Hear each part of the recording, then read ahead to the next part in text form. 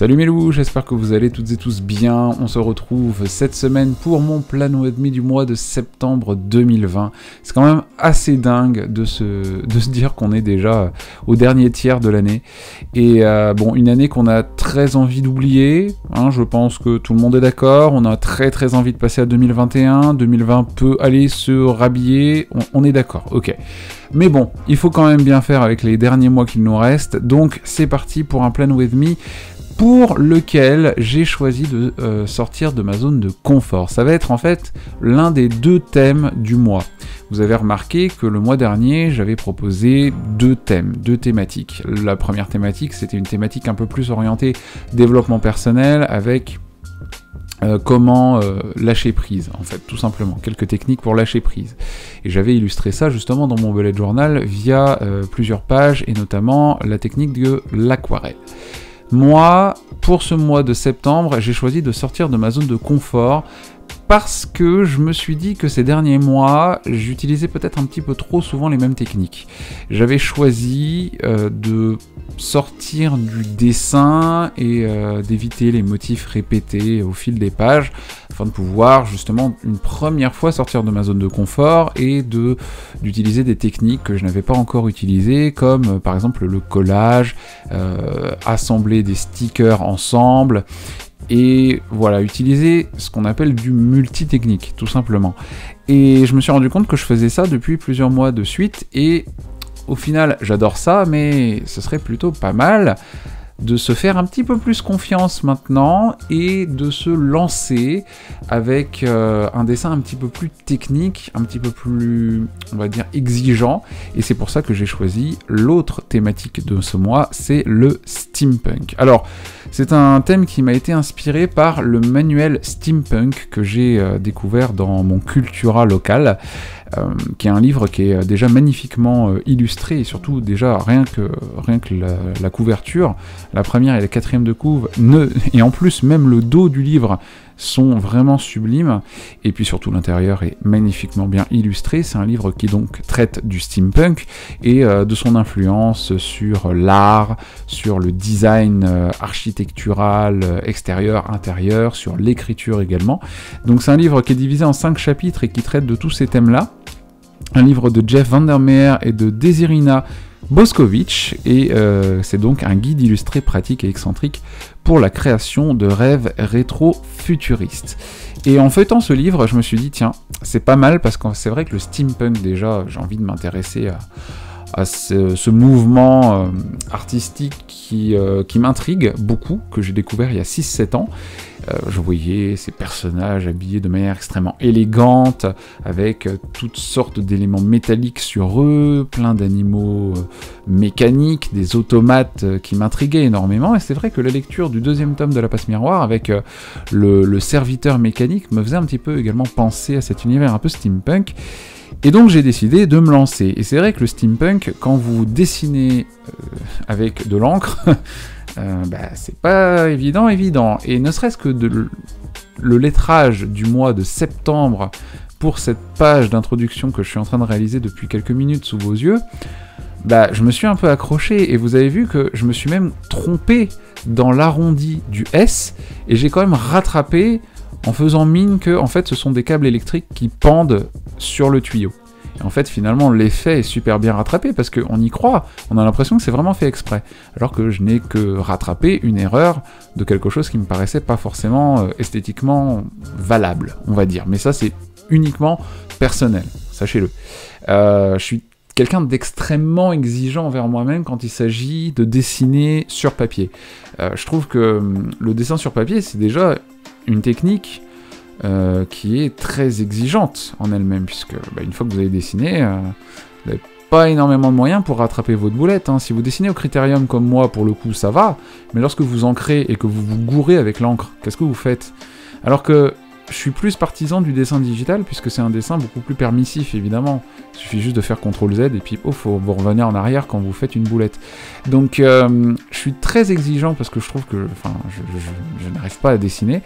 Et puis, finalement, je réfléchis, et je me dis que, au mois d'avril, j'avais quand même fait un dessin de carpe koi, assez régulier, et qui, à l'œil, était pas dégueulasse, hein, on va pas se mentir, j'avais trouvé ça plutôt sympa, donc j'ai décidé de me faire confiance et de sortir à nouveau de ma zone de confort et de dessiner des éléments un petit peu plus détaillés. Donc cet ancrage, ou plutôt ce lettrage du mois de septembre que je viens d'ancrer sous vos yeux, je le trouve pas mal. Ça représente des tuyaux, hein, tout simplement, des tuyaux avec quelques câbles électriques. Et puis tout le reste, vous l'avez remarqué, j'ai aussi fait quelques boulettes. Bon, il y a mes engrenages, ne ressemblent pas forcément à des engrenages, ça ressemble à des fleurs, enfin c'est bizarre, on dirait une roue, enfin c'était pas du tout prévu d'être comme ça. Pourtant j'avais vraiment fait un dessin au crayon avant, il suffisait juste que j'encre, je sais pas ce qui m'est passé par la tête, je devais être distrait et j'ai fait des fleurs. Bon bref, des fleurs mécaniques ça marche aussi, hein, c'est très, ça reste dans le thème en soi.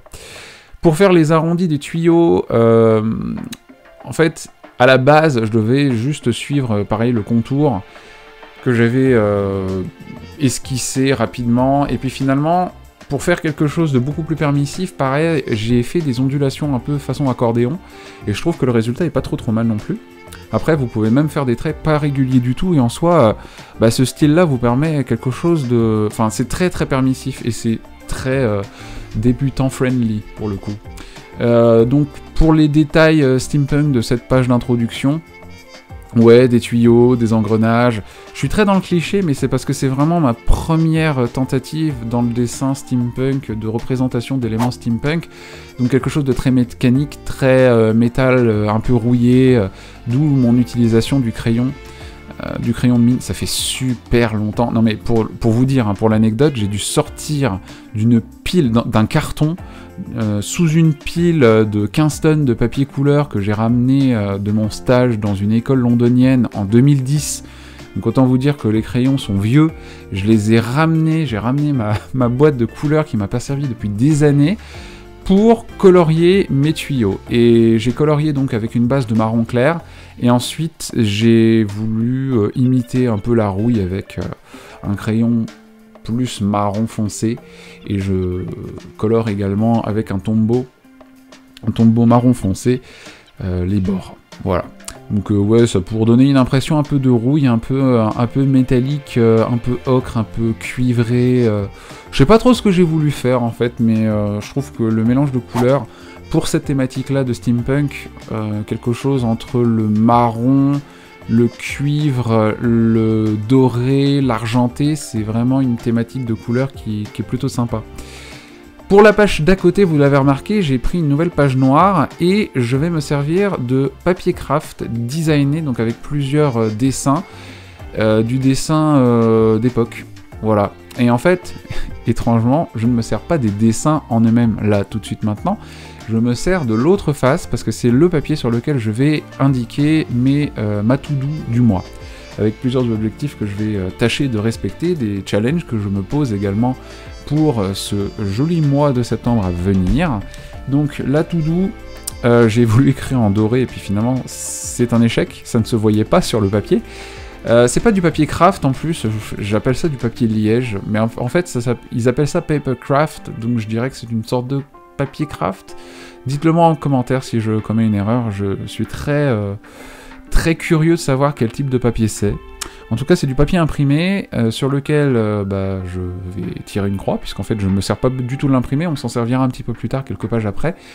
J'écris donc tout doux pour y indiquer, comme je viens de le dire, mes objectifs, donc une routine fitness, un No Expenses Challenge aussi que je souhaite réaliser. Alors, ça va être un peu compliqué le No Expenses Challenge, donc qui consiste, pour les non-anglicistes, à ne rien dépenser. Évidemment, il y a des choses obligatoires comme l'essence ou les courses ou encore, bien sûr, le loyer. Donc, bon ça évidemment, tout ça c'est à part, mais je tâcherai bien sûr de limiter les dépenses, on va dire, futiles, ou les dépenses que je peux retarder, les dépenses... je cherche un mot depuis tout à l'heure, mais c'est les dépenses impulsives, on va dire.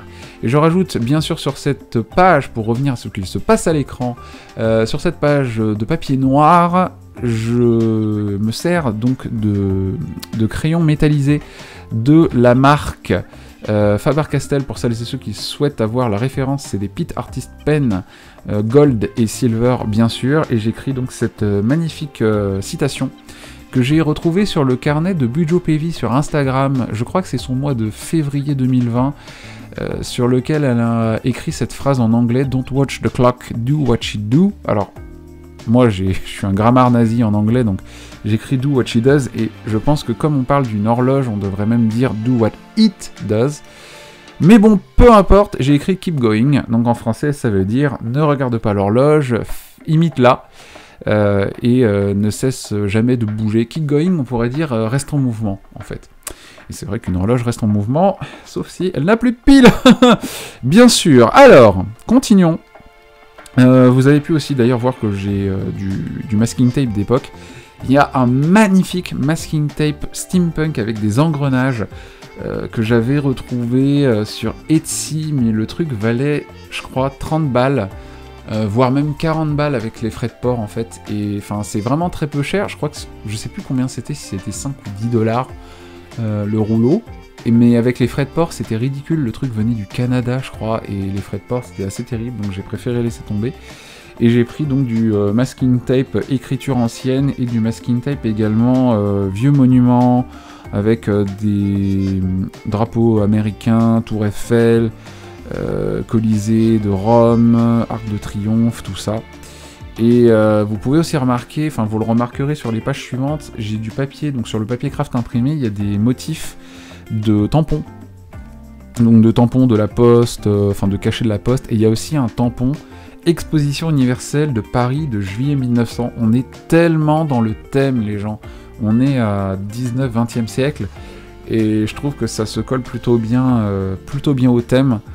Donc, bon, vous verrez ça dans la double page suivante. Pour l'instant, on s'intéresse bien sûr au calendrier. Donc, le calendrier avec une fonte que j'ai repris sur Google Images. Donc, si vous voulez avoir des... Alors, je dis fonte, mais la fonte, c'est la police d'écriture. Hein. La police d'écriture steampunk que j'ai retrouvée, c'est... Vous tapez steampunk font ou steampunk police de caractère, d'écriture, tout ce que vous voulez sur Google Images, et vous en trouvez beaucoup. J'ai fait aussi une petite horloge, bien sûr, et puis quelques engrenages supplémentaires. Je suis assez fan d'engrenages, vous pouvez le remarquer sur la page du Mood Tracker. Cette page m'a pris entre 2 et 3 heures à la réalisation, donc vous comprenez bien pourquoi je ne suis pas en train d'ancrer ces engrenages sous vos yeux ébahis, tout simplement parce que sinon ce Plan With Me aurait pris à peu près 1500 ans, et je pense que personne n'a vraiment envie de passer 1500 ans à regarder un Plan With Me. Nous sommes d'accord, ok. Donc du coup, je colorie simplement mes engrenages. Alors, je sais pas trop ce que j'ai voulu faire. J'ai colorié, mais le rendu est plus joli dans la vraie vie que sur cet écran que vous voyez avec la lumière et tout ça. Je trouve, mais je pense que ça mérite une deuxième couche de crayonnage. Ça ne m'empêche pas, bien sûr, de délimiter les contours avec mon Pit Artist Pen doré. Et vous pouvez aussi remarquer que... je colorie rarement les bords, parce que j'ai toujours peur que ça se voit sur la rainure, sur les tranches de mes carnets. Donc là j'ai fait une petite exception, j'ai colorisé le centre de mon engrenage en doré, et j'ai indiqué évidemment le mot tracker. Et les petites taches que je gomme, en fait, ce sont simplement les taches de Pit Artist Pen d'encre dorée, parce que je le remarque pas forcément, mais en fait j'ai les mains qui sont un peu moites, parfois quand je dessine ou quand je colorie des choses dans mon ballet, et il y a pas mal de traces d'encre. Et à partir du moment où je suis dans la possibilité, dans la capacité d'effacer ces traces qui étrangement partent avec une gomme, je le fais. Et quand ça part avec une gomme, je suis extrêmement heureux, et parfois ça marche pas et je suis malheureux. Voilà. Donc, je vous parlais du papier imprimé que j'ai déchiré, et finalement, je n'ai pas fait que du dessin. Voilà, je suis sorti de ma zone de confort en faisant beaucoup plus de doodling, mais j'ai retrouvé ce papier-là, que je me suis donc procuré chez Action.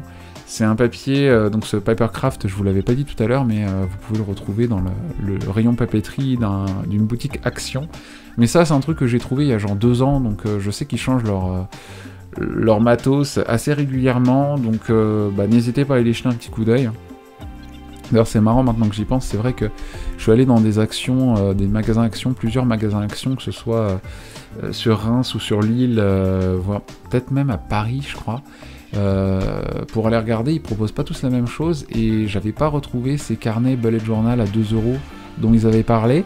Par contre à Paris j'en ai trouvé. Bon, j'en ai pas vraiment besoin, mais voilà. Là, le papier, ce papier-là, c'était vraiment un must pour le thème que je voulais utiliser. Avec le masking tape qui va bien, les petites ampoules que j'ai ancrées, et le dessin du chapeau aussi, le haut de forme, avec un engrenage. Je trouve que c'est un joli petit mélange. Je ne dessine pas plus pour ma page de gratitude, puisque bien sûr je vais la noircir de toutes les choses qui m'ont rendu heureux, qui m'ont fait du bien, qui m'ont fait sourire. Voilà, je vais générer de la gratitude sur 2 pages, comme je l'avais fait pour le mois de septembre. Alors pour celles et ceux qui se posent la question de savoir à quoi ressemble mon bullet journal une fois qu'il est terminé, pourquoi je ne le montre pas en vidéo, c'est tout simplement parce que je garde ce genre de contenu à partir de maintenant et puis même, enfin, je le faisais pas souvent, mais à partir de maintenant, je vais publier ça sur Instagram. Donc, les premiers jours du mois, n'hésitez pas à venir sur mon compte Instagram, @wolfagram, pour voir ce à quoi ressemblent mes pages terminées. Alors, quand c'est de la gratitude, parfois je partage pas parce que c'est un peu trop, on va dire, personnel. C'est aussi la raison pour laquelle je partage pas énormément de choses sur Insta en termes de carnet terminé, mais je vais faire un effort et vous proposer davantage de choses.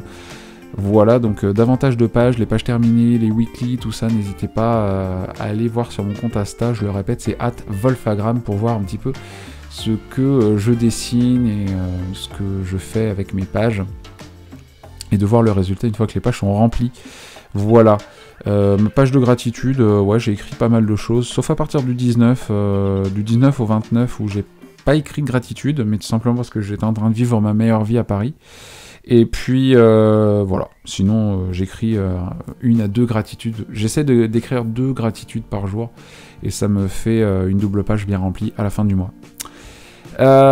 Cette weekly, elle est terminée, tout simplement parce que je n'en fais qu'une demi-page. J'étais pas forcément extrêmement inspiré pour ma weekly, mais vous pourrez voir le résultat terminé sur mon compte Instagram à partir de la semaine prochaine, au moment de la diffusion de cette vidéo. Voilà, mes loups. Cette vidéo Plan With Me, Steampunk, comment sortir de sa zone de confort, est terminée. Merci beaucoup de l'avoir regardé. Il y a des saletés sur mon carnet. Je suis vert. On se retrouve bien sûr dès la semaine prochaine pour de nouvelles vidéos. Je vous embrasse très fort. Prenez bien soin de vous. Et à la semaine prochaine. Ciao.